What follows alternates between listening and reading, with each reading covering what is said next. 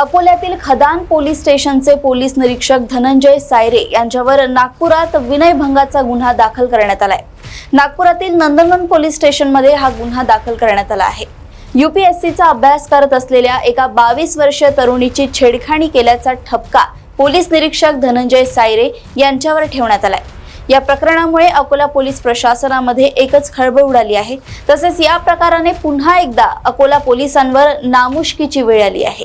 कल Nandan police station में एक महिला वय वर्ष 23 त्या महिलेने धनंजय सायरे यांच्या विरोधात विनयभंगाबाबत तक्रार दिलेली आहे।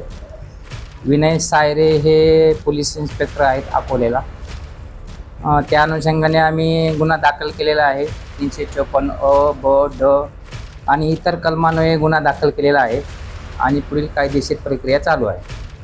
हे पहा, गुन्हा दाखल झाला म्हणजे आरोपी कोणी जरी असला, पोलीस असो कुणी असो, त्याला ॲज अ कायद्याने ट्रीट केलं जाईल।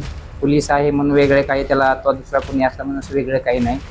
जे काही कायदेशीर प्रोसिजर आहे त्याप्रमाणे सर्व त्याचा पाठपुरावा करण्यात येत आहे।